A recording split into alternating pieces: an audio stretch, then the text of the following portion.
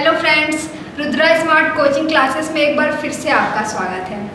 आज हम आपके सामने फिर से एक बार यूपी ट्रिपल एससी के पेट के क्वेश्चंस, जो मैथ के क्वेश्चंस आते हैं उसमें उस क्वेश्चंस को लेके आए हैं और देखते हैं ये क्वेश्चंस कितने अच्छे हैं और ये सब क्वेश्चंस आप अटेम्प्ट कर लेते हैं तो कितने अच्छे नंबर आपको जो 20 क्वेश्चंस मैथ्स के मिलते हैं वो कितने अच्छे क्वेश्चन है उसको हम लोग देखते हैं। ठीक है, तो पहला क्वेश्चन क्या दिया है, जैसे कि हम पिछले अपने लेक्चर में बता चुके हैं कि ग्राफ के क्वेश्चंस होते हैं 4 क्वेश्चन, तो वही सब क्वेश्चंस हैं, इसको हम लोग देखते हैं अच्छे से। ठीक, पहला क्वेश्चन इसमें दिया है, पहले ये देखते हैं ये ग्राफ कौन सा है। ठीक, ये हमारा एक ग्राफ दे रखा है। इस ग्राफ में क्या दिया है, बोल रहा है निम्न तालिका में 4 व्यक्ति ए बी सी और डी, इस तालिका में 4 व्यक्ति हैं ए बी सी और डी, सप्ताह के विभिन्न दिनों पर वस्तुओं की बिक्री कर रहे हैं। सप्ताह के विभिन्न दिन हैं, कौन कौन से दिन है, सोमवार, मंगलवार, शुक्रवार और शनिवार। ये 4 दिन में वस्तुओं की बिक्री कर रहे हैं और उसका जो सेलिंग का विवरण है वो यहाँ पे दिया हुआ है। ए जो है सोमवार को 40, कोई भी वस्तु में क्वांटिटी में बता रहा है कि वो 40 बेच रहा है, बी सोमवार को 45 बेच रहा है, सी सोमवार को 25 बेच रहा है और डी सोमवार को कितने बेच रहा है, 20 बेच रहा है। इसी तरह मंगलवार को ए बी सी और डी चारों का विवरण दिया है, शुक्रवार को ए बी सी और डी चारों का विवरण दिया है और शनिवार का। ठीक, तो अब देखते हैं पहला क्वेश्चन क्या कह रहा है। कह रहा है सोमवार को डी द्वारा बेची गई वस्तु, सोमवार को जो डी द्वारा बेची गई वस्तु है शनिवार को सी द्वारा बेची गई वस्तु का कितना प्रतिशत थी। ठीक, पूछ रहा है कि जो सोमवार को डी द्वारा बेची गई वस्तु है वो शनिवार को सी द्वारा बेची गई वस्तु की कितनी प्रतिशत थी। सोमवार को डी द्वारा बेची गई वस्तु कितनी है, सोमवार को डी द्वारा बेची गई वस्तु और शनिवार को सी द्वारा बेची गई वस्तु, शनिवार को सी द्वारा बेची गई वस्तु की कितनी प्रतिशत थी। तो हम मान लेते हैं कि शनिवार को सी द्वारा बेची गई वस्तु का x प्रतिशत थी। ठीक है, कितना की जगह हम क्या लिख रही है, x प्रतिशत थी, यानी कि सी का जो सी द्वारा बेची गई वस्तु है उसका x प्रतिशत, का मतलब बुरा यानी x प्रतिशत हो गया, सी का x प्रतिशत सोमवार को डी द्वारा बेची गई, सोमवार को डी द्वारा बेची गई के बराबर है। तो शनिवार को सी द्वारा कितना बेचा जा रहा है, 45, यानी 45 गुणे x/100 बराबर 20। डी द्वारा सोमवार को 20 ही तो बेचा जा रहा है और डी द्वारा सोमवार को बेची गई वस्तु के बराबर है। तो इसको सॉल्व कर लेते हैं। x बराबर कितना हो जाएगा, 20 में 100 का गुणा हो गया 2000/45, काटते हैं, 5 से गया 400 बार में और ये 5 से गया 9 बार में। अब इसको भाग दे देते हैं। लग गया मेरा क्वेश्चन, 9 चौके 36, 4 0, फिर 9 चौके 36, 4 बचा, दशमलव लगा के फिर 0 लगाया, फिर 9 चौके 36, फिर 4 दशमलव लगाया, 0 लगाया, फिर 9 चौके 36, यानी हमारा कितना आ रहा है 44.4444। तो आंसर हमारा क्या हो जाएगा, 44.444%, यानी ऑप्शन नंबर बी हमारा क्या हो गया, करेक्ट आंसर हो गया। सोमवार को डी द्वारा जो बेची गई वस्तु है शनिवार को सी द्वारा बेची गई वस्तु का 44.44% थी। ठीक, आई होप कि ये क्वेश्चन एकदम अच्छे से समझ में आ गया होगा आप लोगों को। ठीक है, अब नेक्स्ट क्वेश्चन की ओर बढ़ते हैं। सेकंड क्वेश्चन कह रहा है बी सी तथा डी द्वारा क्रमशः सोमवार, मंगलवार और शनिवार, बोल रहे हैं बी सी और डी द्वारा क्रमशः सोमवार, मंगलवार और शनिवार को बेची गई वस्तुओं का औसत क्या है।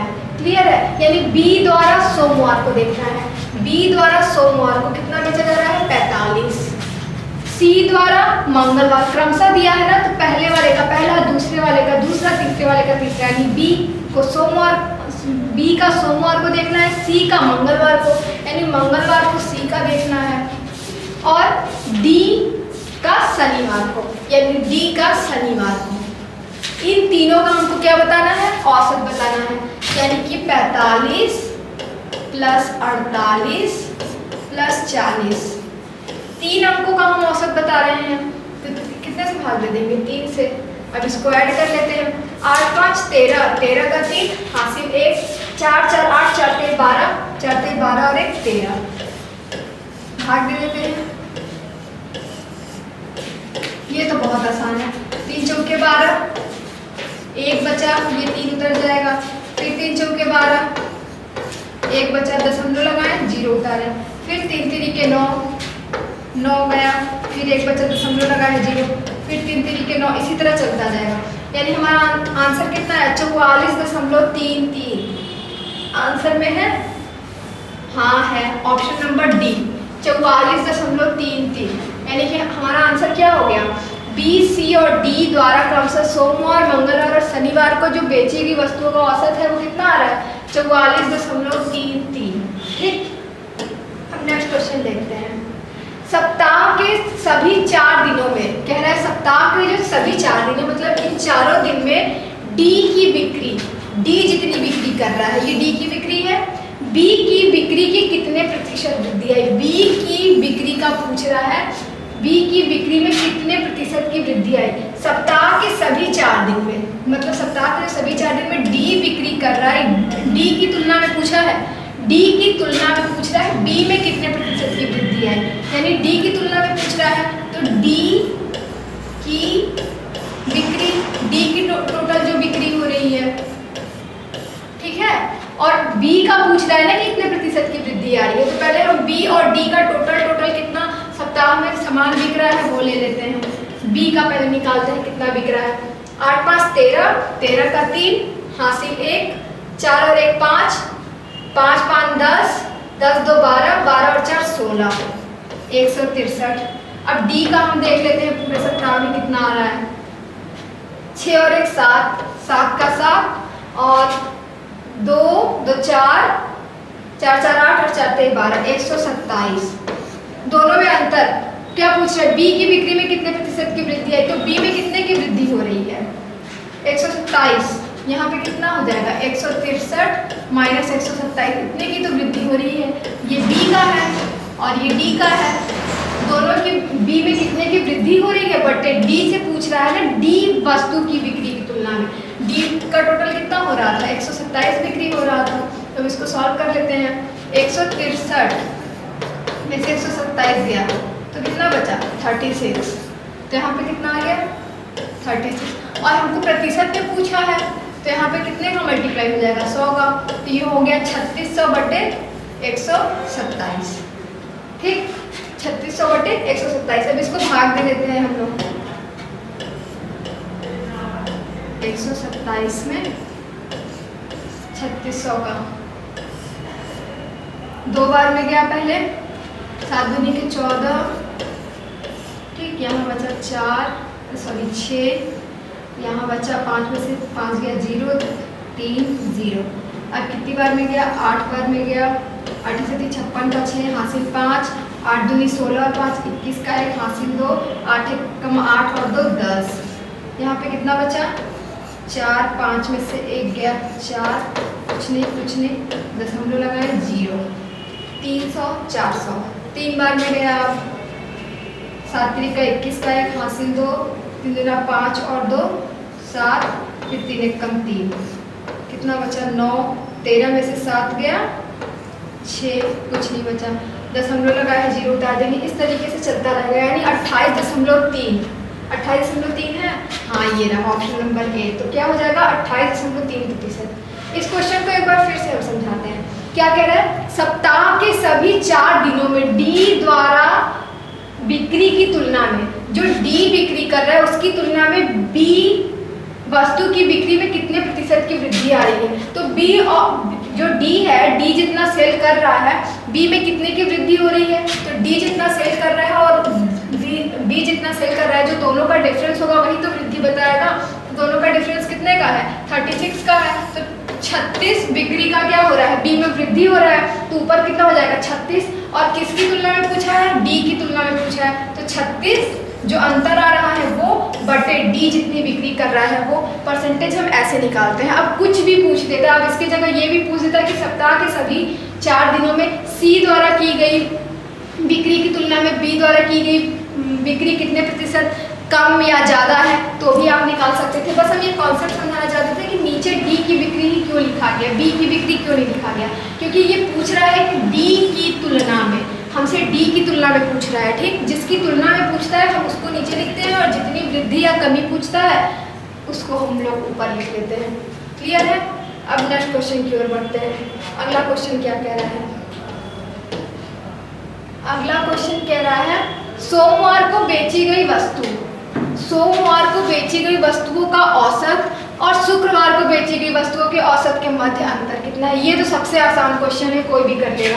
सोमवार को बेची गई वस्तुओं का औसत और शुक्रवार को बेची गई वस्तुओं का औसत और उसके मध्य का अंतर बताना है। तो इसका औसत कितना आएगा, 5 5 10, 10 का 0 हासिल 1, 4 4 8, 4 3 12 और 1 13, 130/4 इसका औसत आ जाएगा।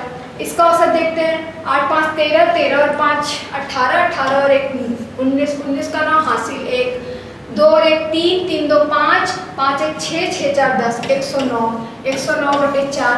4 क्यों कर रहे हैं, क्योंकि ये 4 संख्याएं हैं। तो इसको अलग अलग भाग देके लिखने से 2 बार भाग देंगे, इससे अच्छा हमें दोनों का अंतर पूछा है तो डायरेक्ट हर जब सेम है तो 4 का 4 ही रह जाएगा और 130 में से 109 गया, आया 21। तो बस अब इसका भाग देके बता देते हैं दोनों का अंतर कितना आएगा। कितना हो जाएगा, 4 और 21, 4 पंजे 20, 1 बचा, दशमलव लगाए हैं 0, 4 दूनी के 8, 2 दशमलव लगाया है 0, 4 पंजे 20। तो कितना आ गया औसत, पूरा पूरा कट गया, 5.25। ये रहा 5.25। तो आंसर क्या हो जाएगा मेरा, 5.25। क्लियर है। ये तो बहुत आसान क्वेश्चन था, उसमें कोई कंफ्यूजन नहीं होगा किसी को आई हो।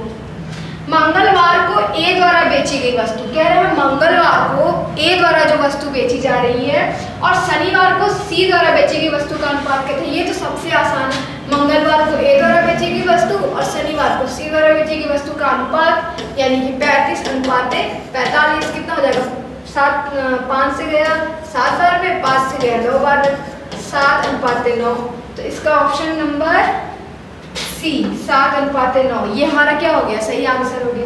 क्लियर है। ये दोनों क्वेश्चन बहुत ज़्यादा आसान थे, इस क्वेश्चन में कुछ भी नहीं था। आगे क्वेश्चन की ओर बढ़ते हैं, देखते हैं नेक्स्ट क्वेश्चन क्या है। ये हमारे एक ग्राफ के 5 क्वेश्चन लग गए। अब देखते हैं इस ग्राफ में क्या कह रहा है। इस ग्राफ में दिया है भारत में 2010 से 17 के मध्य फसलों का जो उत्पादन हो रहा है उसका आंकड़ा दिया हुआ है। किसमें दिया हुआ है, टन में दिया हुआ है। मीन्स कि क्या दिया है, वर्ष 2010-11 में गेहूँ इतने टन हुआ, चावल इतने टन हुआ, बाजरा इतना हुआ, मक्का इतना हुआ, जौ। उसी तरह सारे सत्र का या वर्ष का कह लें डिटेल दे रखा है और हमसे इस ग्राफ से पूछ रहा है क्वेश्चन। क्या पूछ रहा है, इनमें से किस फसल में 2013 से 17 के मध्य, पूछ रहा है इनमें से किस फसल में 2013 से 17 के मध्य उत्पादन में लगातार वृद्धि दर्ज की गई है। मतलब लगातार वृद्धि हो, एक वर्ष भी उसमें कमी ना हो, लगातार क्या हो, वृद्धि हो। 2013 से 17 के बीच में हमको देखना, यानी कि हमको यहाँ से देखना है यहाँ तक का। पहले गेहूं में देखते हैं 712, फिर 7112 और ये हो गया 7056। तो यहीं पे घट गया, तो ये तो होगा ही नहीं क्योंकि इसमें तो हमें कमी दिख गई। इसमें देखते हैं 960 के बाद 985, फिर 716, इसमें भी कमी आ गई, तो ये भी नहीं होगा, चावल भी नहीं होगा। बाजरा देखते हैं क्या है, 780, 780 के बाद 1110, उसके बाद 1160, उसके बाद 1450, उसके बाद 1460। इसमें लगातार वृद्धि ही बता रहा है, तो बाजरा हमारा होगा। ठीक, अब आगे का भी देख लेते हैं। 40 के बाद 90, 90 के बाद 110, उसके बाद 75, ये भी कैंसिल हो गया। 200 के बाद 216, 216 के बाद 160 आ गया, ये भी कैंसिल हो गया। ये भी 370 के बाद 300 हो गया, ये भी कैंसिल हो गया। इसमें क्या है 245, 245 के बाद 315, 315 के बाद 400, 400 के बाद 445। आलू में भी हमारा लगातार वृद्धि हुआ है। अब ऑप्शन में हम देखते हैं बाजरा या आलू क्या दिया है। बाजरा दिया है, दाल दिया है, जौ दिया है, मक्का दिया है, आलू तो दिया ही नहीं है। मतलब हमसे क्या पूछा, लगातार वृद्धि किस में हो रही है, बाजरा में भी हो रही है, आलू में भी हो रही है। अगर आलू देता तब हमें कंफ्यूजन होता कि हम बाजरा लगाएं कि आलू लगाएं, तब वो बोर्ड का मिस्टेक था कि उसने गलत दे दिया। लेकिन यहाँ पे बस हमें बाजरा ही दे रखा है, सिंपल सा क्या आंसर मिल जाएगा, बाजरा।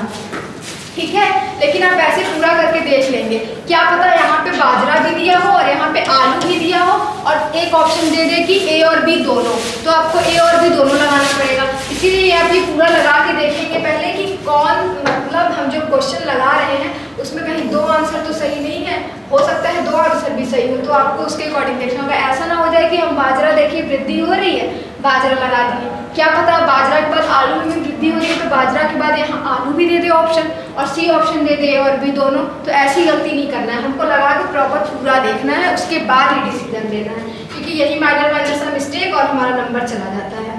क्लियर है? अब नेक्स्ट क्वेश्चन देखते हैं क्या कह रहा है। 2010-11 से 2016-17 तक की अवधि के मध्य आलू का औसत उत्पादन कितना था? हमसे बस आलू का औसत उत्पादन पूछा है। 1 2 3 4 5 6 7 टोटल 7 साल हो गए, ये हो गया 7। ऊपर सबका सम लिखना है, ठीक, हमें औसत निकालना है तो अब हम सबका सम कर लेते हैं। 5 2 7 7 5 12 और 12 5 17, 17 का 7 हासिल 1, 1 और 1 2, 2 2 4, 4 2 6, 6 4 10, 10 1 11, 11 और 4 15, 15 का 5 हासिल 1, 2 2 4 2 6 2 8, 8 और 3 11, 11 4 15, 15 4 19, 19 और 1 20। अब इसको हम भाग दे देते हैं 7 से, सिंपल सा है एकदम। कितना आ गया? 7 दूनी के 14, 6 5 7 9 63, 2 7 7 3 का 21, 6 दशमलव लगाए 0, सॉरी ये दशमलव है, दशमलव, ठीक। अब 7 8 56, 4 बचा दशमलव लगा है 0, फिर 7 बचे 35, तो कितना आ रहा है? 293.85, 293.86। इसमें कंफ्यूजन नहीं होना है, इसके आगे भी आप और सॉल्व करेंगे ना, जैसे 7 बचे 35, 5 बचा, फिर दशमलव लगा है 0, फिर कितना आ जाएगा? 7 7 49, 5 के बाद कितना आ गया? 7 7 49, तो ये 5 से अधिक है संख्या, तो ये इसको जब हम हटाएंगे तो यहाँ पे एक ऐड कर देते हैं, तो कितना आ जाएगा? 293.86 टन। क्लियर है? तो 293.86 ton, option number C. Option number C क्या हो गया? करेक्ट आंसर हो गया। क्लियर है? अब आगे देखते हैं आगे का क्वेश्चन क्या कह रहा है। नेक्स्ट क्वेश्चन कह रहा है 2016-17 के मध्य इनमें से किस फसल के उत्पादन में पिछले वर्ष की तुलना में गिरावट दर्ज की गई है? बहुत अच्छा क्वेश्चन है, सेम जैसे उसमें वृद्धि का पूछा था, इसमें पूछ रहा है कि बस 2016 और 17 में इनमें से किस फसल के उत्पादन में पिछले वर्ष की तुलना में गिरावट दर्ज की गई है। यहाँ पे क्या हो रही है? वृद्धि हो रही है, ठीक, यहाँ पे बढ़ रहा है ना, यहाँ पे 6,912 है, अगली वर्ष 7,617 हो जा रहा है। पहले 826 है, इसमें 812 हो गया, यानी इसमें घट रहा है। इसमें क्या हो रहा है? इसमें वृद्धि हो रहा है। इसमें क्या हो रहा है? इसमें भी घट रहा है। इसमें क्या हो रहा है? इसमें वृद्धि हो रहा है। इसमें भी घट रहा है। इसमें वृद्धि हो रहा है। तो हमारा कमी किसमें हो रही है? एक हमारा हो रहा है चावल में, एक हमारा हो रहा है मक्का में और एक हो रहा है दाल में। अब ऑप्शन में देखते हैं क्या क्या दिया है। आलू होगा नहीं, चावल सही है, बाजरा होगा नहीं, जौ होगा नहीं। आंसर हमारा क्या हो गया? आंसर नंबर बी चावल। मक्का भी दे सकता था और दाल भी दे सकता था, तो जो आपका सही होता आप वो टिक कर देते। तो चावल हमारा है, चावल में कमी हो रही है, तो चावल हमारा आंसर क्या हो गया? सही हो गया। इसी तरह नेक्स्ट क्वेश्चन देखते हैं। आलू का उत्पादन 2015-16 में 2010-11 का अंदाजन कितना गुना था? बोल रहा है जो आलू का उत्पादन 2015-16 में हो रहा है, कितना हो रहा है? 400। ठीक, 2010-11 के अंदाजन कितना गुना था? तो हम मान लेते हैं अंदाजन x गुना था। प्रतिशत में नहीं पूछा है, केवल पूछा है कितने गुना था, तो हम मान लेते हैं कि 210 का अंदाजन कितने गुना था? x गुना था। तो 210 का x गुना अंदाजन 400 आ रहा है, यानी x का मान कितना हो जाएगा? 400 बटे 210। अब भाग दे देते हैं, कितना हो जाएगा? 210 तो 400 से भाग देते हैं। 210 गुना 420 हो जाएगा, तो एक बार में जाएगा पहले 210, यहाँ पे कितना बचा? 190, दशमलव लगा है 0, 9 बार में में गया, 9 एकम 9, 9 दूनी के 18, 0 1 कुछ नहीं, दशमलव लगा है तो 0 ले लेंगे। ये क्या है 210 100 से कम है तो 0 लगा के फिर एक 0 बढ़ाएंगे। अब कितनी बार में जाएगा 4 बार में, यानी आंसर कितना रहा है 1.904। अब आंसर देखते हैं कोई मिल रहा है 1.90, तो आंसर हमारा क्या हो गया, आंसर नंबर ए, 9वें का answer number A correct answer हो गया 1.90। अंदाजन इतने गुना वो ज़्यादा है। ठीक, अगला क्वेश्चन देखते हैं, गेहूं के उत्पादन में किस वर्ष के दौरान गिरावट दिखाई दी है। बोल रहा है कि गेहूं के उत्पादन में किस वर्ष के दौरान गिरावट दिखाई दी है। तो आप लोग क्लियर बता दीजिए, गेहूं का वर्ष हमको देखना है, किस वर्ष के दौरान हमें गिरावट दिखाई दी है। तो यहाँ बढ़ रहा है 7010 से हो गया, अब 7112, यहाँ भी बढ़ रहा है। अगले सत्र में 2013-14 में क्या हो रहा है 7112 था 2012-13 में, तो 2013-14 में हो गया 7056, तो यहाँ घट रहा है, एक घट रहा है मेरा 2013-14 में। अब आगे देखते हैं, 7056 था, फिर 2014-15 में हो गया 6896, यहाँ भी घट रहा है। उसके बाद फिर बढ़ रहा है, यानी 2013-14 में भी घट रहा है और 2014-15 में भी घट रहा है। अब ऑप्शन देखते हैं, 2013-14, 2013-14, 2014-15, 14-15, दो आंसर सही दिया है। ये क्वेश्चन क्या है, ये बोर्ड की गलती है। बाय डिफॉल्ट इसने दो ऑप्शंस क्या दे रखे हैं। ऐसे भी पीछे भी बहुत सारे क्वेश्चंस हमको मिले थे जिसमें 2-2, 3-3 आंसर्स हो सकते थे, लेकिन ऑप्शन में एक ही दे रखा था ना। यहाँ पे इसने ऑप्शन में दोनों की दोनों आंसर दे रखा है, तो बच्चा यहाँ हो जाएगा कंफ्यूज, ये टिक करें या ये टिक करें। तो बच्चों के ऑब्जेक्शन की वजह से बोर्ड ने इस क्वेश्चन को फुल मार्क दे दिए थे लास्ट में, क्योंकि ये बोर्ड की गलती है कि उसने दोनों ऑप्शंस दे दिए हैं, बच्चा कौन सा टिक करे। या तो फिर यहाँ पे एक और दिया होता कि both answer B and D, तो बच्चा both answer B and D लगा के आता तो उसका पूरा सही हो जाता था, इसमें कोई गलती नहीं थी बोर्ड की। कोई नहीं, ऐसे क्वेश्चन से आपको परेशान नहीं होना है, आपका जो आया आंसर आपको टिक करके आएंगे, वो 100% सही होगा अगर आपका कॉन्सेप्ट सही था तो। क्लियर है। अब अगला क्वेश्चन देखते हैं, दिया है क्या इस क्वेश्चन में, सीमेंट के विभिन्न वर्षों के दौरान उत्पादन दर्शाया गया है। इसका अध्ययन करना है हमको, निम्नलिखित प्रश्नों के उत्तर देने हैं, तो हमको सारे क्वेश्चंस में करने हैं। सीमेंट का उत्पादन किस में दिया है, मिलियन टन में। 2009-10 का, 2010-11, 2012-13, 13-14, इस तरीके से हर, ये हमारा लाइन ग्राफ है, लाइन ग्राफ, ठीक है। तो ये सीमेंट का उत्पादन मिलियन टन में दे रखा है बहुत सारे ईयर्स का। अब देखते हैं इससे हमें क्वेश्चन क्या पूछ रहा है, उत्पादन में पिछले वर्ष की तुलना में खाली जगह के दौरान अधिकतम वृद्धि हुई है। सबसे ज्यादा वृद्धि पूछ रहा है कि किसकी तुलना में हुई है। वृद्धि यहाँ भी हो रही है, वृद्धि यहाँ भी हो रही है, वृद्धि यहाँ भी हो रही है, वृद्धि यहाँ भी हो रही है, यहाँ भी हो रही है, यहाँ भी हो रही है। हमसे पूछा है अधिकतम वृद्धि कहाँ हो रही है, यहाँ 2 का, यहाँ पे कितने का हो रहा है 14 का, यहाँ पे कितने का हो रहा है 55 से सीधे 90 हो गया 25 का, यहाँ पे बस 8 का। तो सबसे ज़्यादा वृद्धि यहाँ पे 10 का। सबसे ज़्यादा वृद्धि हमारा कहाँ पे हो रहा है, ये हो रहा है 25 का। तो किस वर्ष में सबसे ज़्यादा वृद्धि हो रहा है, 2013-14, तो आंसर हमारा क्या हो जाएगा, 2013-14। क्लियर है। ये तो बहुत आसान ही क्वेश्चन था, पिछले क्वेश्चंस में भी एक क्वेश्चन थे ऐसे। प्रथम 3 वर्ष के दौरान औसत उत्पादन था, प्रथम 3 वर्ष के दौरान हमसे औसत उत्पादन पूछ रहा है। ये है प्रथम 3 वर्ष, पहले में है 42, दूसरे में है 44 और तीसरे में है 58। हमसे इसका औसत पूछ रहा है, निकाल लेते हैं औसत, ये तो एकदम आसान है। 8 4 12, 12 और 2 14 का 4, हासिल 1, 4 4 8, 8 और 6 14। कितनी बार में गया, 3 से गया 4 बार में, 3 से गया 8 बार में, 48 million ton, metric million ton. ठीक, तो हमारा कितना आ गया, ये 48 मिलियन टन। प्रथम 3 वर्ष के दौरान औसत उत्पादन 48 मिलियन टन। अब एक चीज़ और, जरूरी नहीं है कि यही क्वेश्चन आपको एग्जाम में सेम यही क्वेश्चन लाइन ग्राफ के बजाय ये आपको टेबुलेशन में दे देगा या फिर बार ग्राफ में दे देगा, तो उससे नहीं कंफ्यूजन है। क्या पता यही क्वेश्चन दे दे दूसरे ग्राफ में प्रेजेंट करके, तो आप उसको एकदम आसानी से सॉल्व कर लेंगे अगर आप ग्राफ समझ गए तो। क्लियर है। नेक्स्ट क्वेश्चन कह रहा है सीमेंट का हुआ। अब बताना है कि हमको सीमेंट का अधिकतम उत्पादन किस वर्ष दर्ज हुआ है।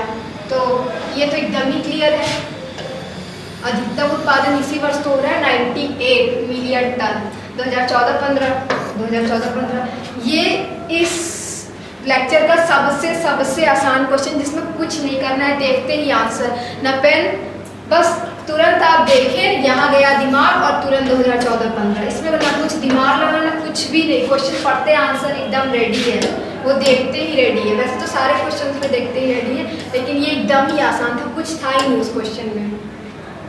नेक्स्ट क्वेश्चन कह रहा है वर्ष 2011-12 के दौरान उत्पादन वृद्धि प्रतिशत पिछले वर्ष की तुलना में कितना था।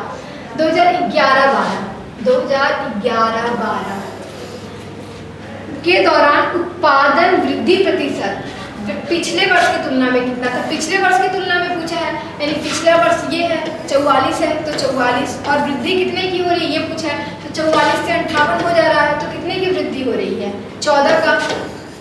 44 से 58 हो जा रहा है, तो 58 से 44 घटा देंगे तो 14 की वृद्धि हो रही है। और पिछले वर्ष टोटल उत्पादन 44 है बटे 44। अभी पिछले क्वेश्चन में हम समझाए थे कि जिससे तुलना करना रहता है उसको नीचे लिख देते हैं, और जितने की वृद्धि या कमी पूछता है वो माइनस प्लस करके यहाँ लिख देते हैं हम लोग माइनस करके, ठीक। और प्रतिशत पूछा है तो यहाँ हो गया 100। अब इसको सॉल्व कर लेते हैं। ये हो गया मेरा 1400 बटे 44, 4 से गया 11 बार में, 4 से गया 350 बार में। अब भाग दे देते हैं 11 में 350 का, क्लियर है, कितना हो जाएगा 11 × 33, बचा 2 0, फिर 11 × 11, कितना बचा 9, दशमलव लगा है 0, 11 × 8 88, 2 दशमलव लगा है 0, फिर 11 × 11, ठीक।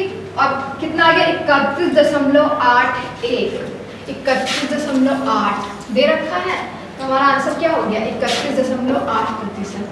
क्लियर है, आई होप कि एकदम अच्छे से क्लियर होगा कि मैं क्या बताना चाह रही हूँ। नेक्स्ट क्वेश्चन क्या कह रहा है, उत्पादन अधिकतम स्तर तक इस वर्ष घटा। उत्पादन पूछ रहा है कि सबसे ज्यादा किस वर्ष घटा। अधिकतम स्तर मतलब कि सबसे ज्यादा घटने का स्तर किस वर्ष था। यहाँ भी घट रहा है, यहाँ भी घट रहा है, और यहाँ भी घट रहा है, और एक यहाँ भी घट रहा है, लेकिन पूछा है कि हमें अधिकतम स्तर किस वर्ष घटा। यहाँ पे 58 से 55 हुआ, 3 का ही मिलियन टन का डिफरेंस है। यहाँ सीधे 98 से 60 हो गया, 38 का अंतर है। यहाँ पे 90 से 80 हुआ, 10 का अंतर। तो अधिकतम स्तर कहाँ घट रहा है, ऑब्वियस सी बात है यहाँ घट रहा है 2015 और 16 में। तो ऑप्शन हमारा क्या हो गया 2015-16 में सबसे ज़्यादा कमी हो रही है उसके स्तर में। क्लियर है। अब नेक्स्ट क्वेश्चन देखते हैं।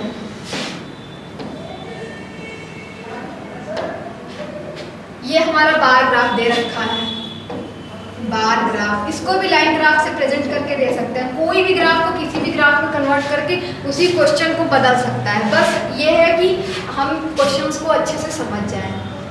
यहाँ पे दिया है एक्स का आयात, एक्स का आयात का आंकड़ा दिया है करोड़ में। 2013-14 में कितने का आयात किया, 14-15 में कितने का आयात किया, 15-16 में कितने का किया, 16-17 में कितने का किया, 17-18 में कितने का किया, 18-19 में कितने का किया, ठीक। तो वो हमको बोलने की बार बार जरूरत तो है। क्वेश्चन पढ़ते हैं। सभी वर्षों के लिए वर्ष दर वर्ष एक्स के आयात की वृद्धि का औसत है। बोल रहा है कि सभी वर्षों के लिए वर्ष दर एक्स के आयात की वृद्धि का औसत, हमसे बोल रहा है एक्स की आयात की वृद्धि का औसत है। एक्स के आयात की जो वृद्धि हो रही है लगातार वर्षों में, उसका औसत कितना है।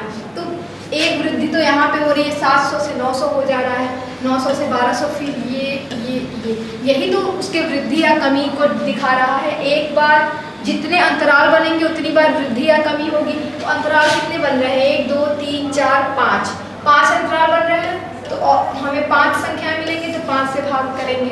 क्लियर है, क्योंकि औसत निकालना है। अब देखते हैं यहाँ पे कितने की वृद्धि हो रही है, 200 की। यहाँ पे कितने की वृद्धि हो रही है, 300 की। यहाँ पे कुछ वृद्धि नहीं हो रही है। 1200 से 1300 कितने की वृद्धि हो रही है, 100 की। 1300 से 2000 कितने की वृद्धि हो रही है, 700 की। यानी ये टोटल वृद्धि हो रही है उसके एक्स के आयात में। तो 5 इंटरवल बन रहा है यानी 5 बार वृद्धि होगी, तो हम 5 से भाग देंगे क्योंकि हमको औसत निकालना है, उसकी जितनी वृद्धि हो रही है उसका औसत बताना है, तो 5 बार वृद्धि हो रही है तो 5 से भाग देंगे। अब इसको ऐड कर लेते हैं, 200 और 300 हो गया 500, 500 में 0 जोड़े 500, फिर 100 जोड़े 600, 600 में 700 जोड़ दिए आ गया 1300। क्लियर है? अब इसको भाग कर लेते हैं, 5 दूनी के 10, 5 छके 30 और 0 का 0, कितना आ गया 260। ये होगा नहीं, ये होगा नहीं, ये होगा नहीं, ऑप्शन नंबर डी 260। क्लियर है? ये क्वेश्चंस बहुत ध्यान से पढ़ के सॉल्व करना है, नहीं तो बहुत मिस्टेक हो जाएगा। नेक्स्ट क्वेश्चन कह रहा है विगत कितने वर्षों तक x का आयात, पूछ रहा है कि विगत कितने वर्षों तक x का आयात x के औसत आयात से अधिक था। अब यहाँ पे बोल रहा है कि x का जो आयात है वो अधिक था उसके औसत से, तो हमें सबसे पहले इसका क्या निकालना पड़ेगा, औसत। औसत हमें पता होगा तभी तो हम बताएंगे अधिक या कम कंपेयर करेंगे। तो कितने वर्षों के लिए निकालना है, 1 2 3 4 5 6 वर्षों के लिए निकालना है, 6 से भाग करेंगे। अब इन सबको ऐड कर लेंगे, 700 और 900 कितना हो गया 1600, 1600 और 1200 कितना हो गया 28, 28 और 12 कितना हो गया 40, 40 और 20 कितना हो गया 60, 60 और 13 हो गया 73, यानी ये आ गया 7300। अब भाग कर लेते हैं 6 से, 6 कम 6, 1 3, 6 दूनी के 12, 1 0, फिर 6 कम 6, 4 0, फिर 6 6 के 36, 4 दशमलव लगा के 0, फिर 6 6 के 36, ठीक, यानी कि हमारा आ गया 12.166, यानी इसको हम लिख सकते हैं क्या 1217 लिख सकते हैं, यानी कि हमारा ये औसत आ गया। अब हमको बोल रहा है कि औसत से अधिक है, यानी 1217 से अधिक होना चाहिए, तो एक ये 1300 अधिक है और एक ये 2000 अधिक है। 1200 तो 1217 से कम है, 1200 भी ये 900 भी कम है और 700 भी कम है, तो कितने वर्ष का है 2 वर्ष का अधिक है, तो यहाँ पे कितना लगा देंगे 2। क्लियर है? नेक्स्ट क्वेश्चन क्या कह रहा है x के औसत आयात से अधिक आयात और x के औसत आयात से कम आयात के वर्षों का अंतर, तो बहुत आसान है। अधिक कितने हैं 2 और कम कितने हैं 1 2 3 4, हमको दोनों का क्या बताना है अंतर, तो 4 और 2 दोनों का अंतर कितना आ गया 2, तो आंसर क्या हो गया C, option number C is the correct answer. दोनों का अंतर भी कितना आया 2 ही आया। अगला क्वेश्चन देखते हैं क्या कह रहा है। ठीक, कह रहा है कि वर्ष 2018-19 के दौरान x के आयात में प्रतिशत वृद्धि सभी वर्षों के x के आयात के औसत की कितनी थी। ठीक है, औसत के कितनी थी, आयात में जो प्रतिशत वृद्धि हो रही है वो x के आयात में उसका जो औसत है वो उसकी कितनी है, तो औसत कितना आया था मेरा, यहाँ से क्लियर है, औसत कितना आया है 1217। चलिए इसको कर रखते हैं, बाकी सब डिलीट कर देते हैं, डिस्टर्बेंस होगा। औसत कितना आया था मेरा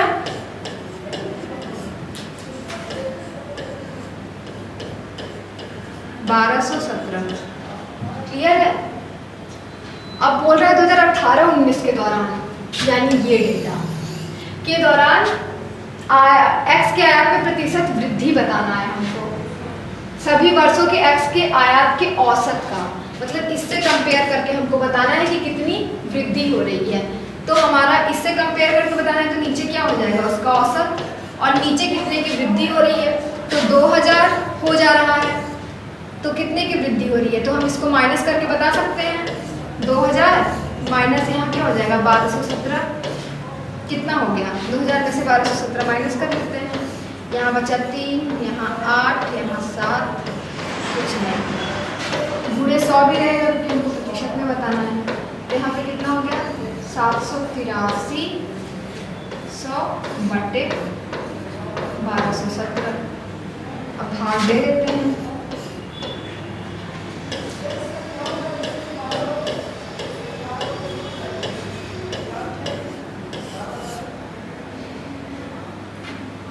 बार में गया 6 बार में गया, 12 6 के 72 होते हैं, 12 7 84 तो अधिक हो जाएगा।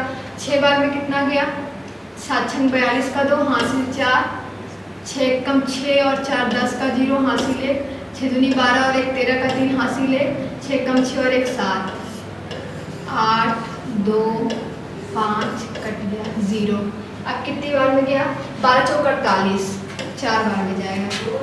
4 सत्ते 28 का 8 हासिल 2, 4 एकम 4 2 6, 4 दूनी 8, 4 एकम 4, कितना आ गया? 2 1, 12 में से 8 गया 4, दशमलव लगाए 0, 12 3 36, यहाँ 41 आ रहा है, 1248 तो अब गया 3 बार में, कुछ आएगा 64.3, 64.38। सॉल्व करेंगे ना, आ जाएगा 64.38। या इतना भी आ गया और इसके अप्रॉक्सीमेट और कोई आंसर नहीं है तो आपका आंसर ऑब्वियस सी बात है कि यही वाला सही हो गया, 64.38। क्लियर है? आई होप ये क्वेश्चन क्लियर होगा। थोड़ा सा टफ है, थोड़ा सा समझना है बस क्वेश्चन, उसके बाद सॉल्व कर लेना है। नेक्स्ट क्वेश्चन कह रहा है वर्ष 2014-15 से 15-16 के दौरान x के आयात में प्रतिशत वृद्धि। तो सबसे आसान है, 14-15 से 15-16 के दौरान x के आयात में प्रतिशत वृद्धि पूछ रहा है। 300 का वृद्धि हो रहा है किसके दौरान? 2014-15 के दौरान, यानी 900 से भाग दे देना है। प्रतिशत वृद्धि पूछा है, 100 से मल्टीप्लाई कर दिए हैं, गया 3 बार में, यहाँ पे क्या आ गया? 100/3, कितना आ गया? 33.33%। क्लियर है? ये रहा ये क्वेश्चन, 33.33%। ठीक, तो ये थे हमारे यूपी SSSC पेट के कुछ मैथ्स के क्वेश्चंस। अगर आपको वीडियो अच्छा लगा हो तो लाइक कीजिएगा, सब्सक्राइब कीजिएगा, और जिसको भी नीड हो ज़रूर इसको शेयर ज़रूर करिएगा, क्योंकि बहुत बच्चों को बेसिक की ज़रूरत होती है। तो मैंने बहुत अच्छे से बेसिक समझाने की कोशिश किया है। ठीक, और कमेंट जरूर करिएगा अगर आपको सेशन अच्छा लगा हो तो। Thank you.